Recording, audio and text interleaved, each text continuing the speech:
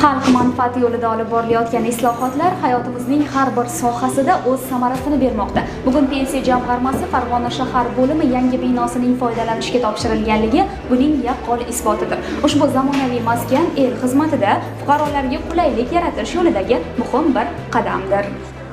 Binoning ochilish marosimi tantanali ruhda o'tdi. Tadbirda viloyatimizda amalga oshirilayotgan islohotlar, aholi farovonligini oshirish yo'lida qilinayotgan amaliy ishlar alohida ta'kidlandi. So'zga chiqqanlar ushbu binoning zamonaviy tus olganligi, fuqarolarga xizmat ko'rsatish darajasini yangi bosqichga olib chiqishini ta'kidlashdi. Mehnat faxriylari, nuroniylar ishtirokida ramziy tasma qilib, mehmonlar yangi binoning ichki imkoniyatlari bilan tanishishdi.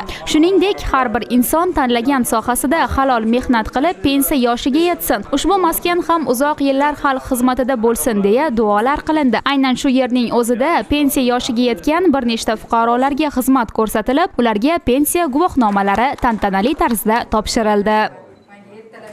Bugun men tug'ilgan kunim edi.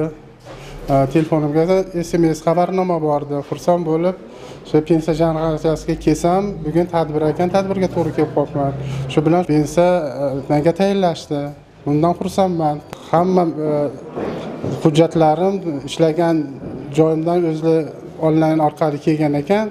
Pensiya jamg'armasida pensiya tayinlab, qo'limga pensiya guvohnomasini berib, pensiya jamg'armasining o'zida bank xizmatlari ham bor ekan, mavjud ekan. Shu joyda o'zida bankdan menga plastik karta chiqarib berishdi. Kattadan katta rahmat. Endilikda pensiya yoshiga yetgan fuqarolarga avtomatik tarzda pensiya tayinlanadi. Bu esa ularni ortiqcha hujjat yig'ish va navbatlarda turish kabi ovoragarchiliklardan xalos etadi. Yangi tizim asosida o'z vaqtida va ortiqcha harakatlarsiz pensiyaga chiqayotgan hamyurtlarimiz behad mamnunlar. Avval yaqinlarim pensiya olishganda rosa yugur bo'ladi deshgandi. Yo'q, men kelsam birpasda hamma yo'g'imni hal qilib berishdi. To'g'rilab berishdi, yugur qilmadim. Mana hozir hamma yo'q, qo'limda guvohnomalarimni berishdi, plastik kartochka ham ochib berishdi. Minnatdorman. Hammalarga rahmat katta.